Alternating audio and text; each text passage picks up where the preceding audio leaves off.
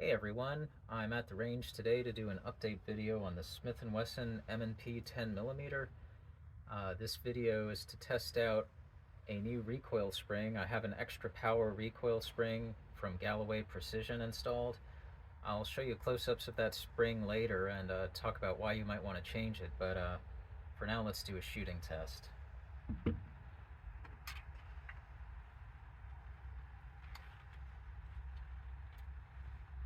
So when you put in a stronger recoil spring, if you're going to have a malfunction, it's probably going to be with the weaker ammo, because there's more spring pressure to overcome, so weaker ammo may not cycle to slide. So I'm going to try the weakest ammo I have first.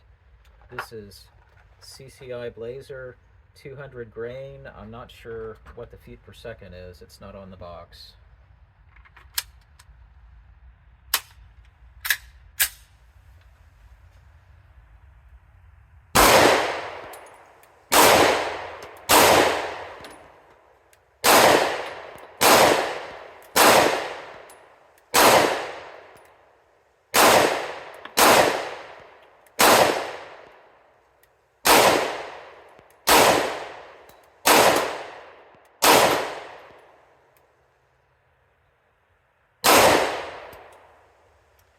Empty magazine. Right. The next magazine I have loaded is Fiocchi. It's 180 grain at 1250 feet per second. These are hollow points, and with those specs, this is a full power load.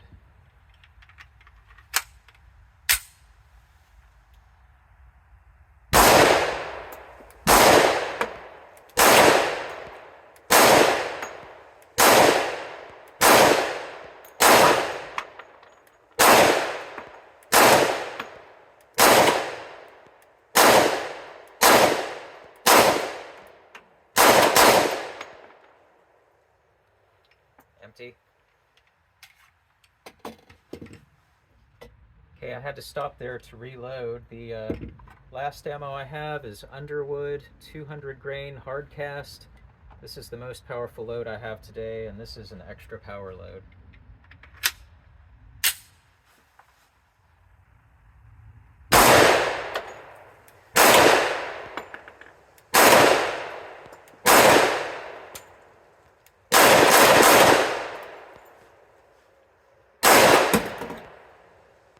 Well, that's distressing.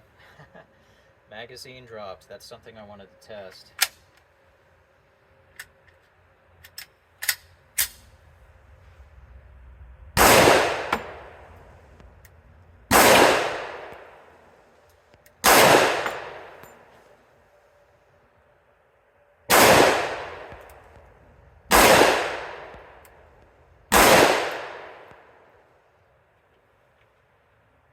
Malfunction there.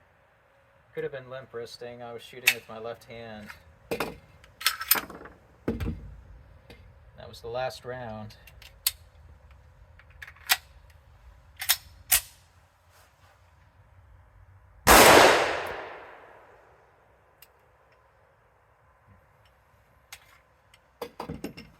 Alright guys, we're back at my workbench.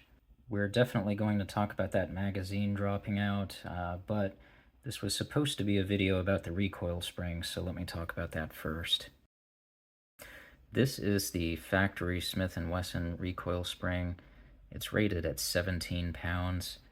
This is the one that I bought from Galloway Precision. This bag it came in. This is a 20-pound spring, and they're available in a few different weights, including up to 22 pounds.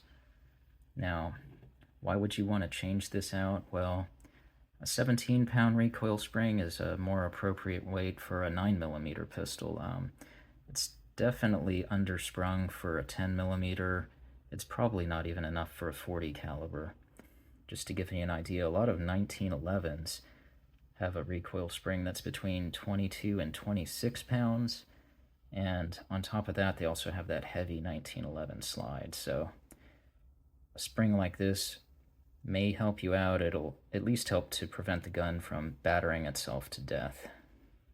Alright, now, why did that magazine drop out? I have two theories. The first is it could be ammo related.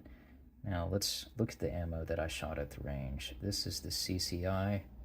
This is the Underwood, which caused the magazine drop. This is the Fiocchi jacketed hollow point. Now, as you can see, there's not a huge difference between these rounds in overall length. The bullet shape does differ a little bit.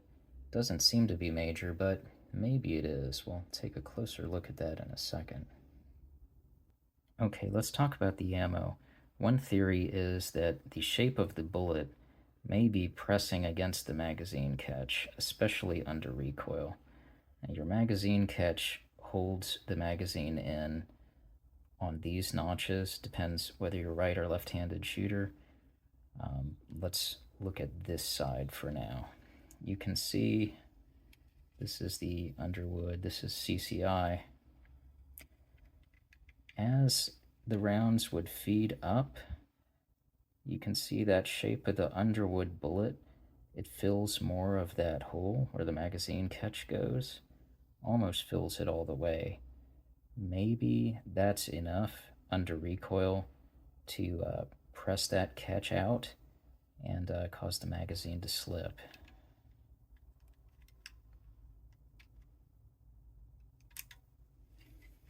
The other theory I have is that I was firing right hand only at the time, and so that leaves more of the gun unsupported, and maybe the polymer frame under that recoil was flexing enough to just drop the magazine. I didn't touch the button. You can see that on the footage. So something is moving when it's not supposed to be moving.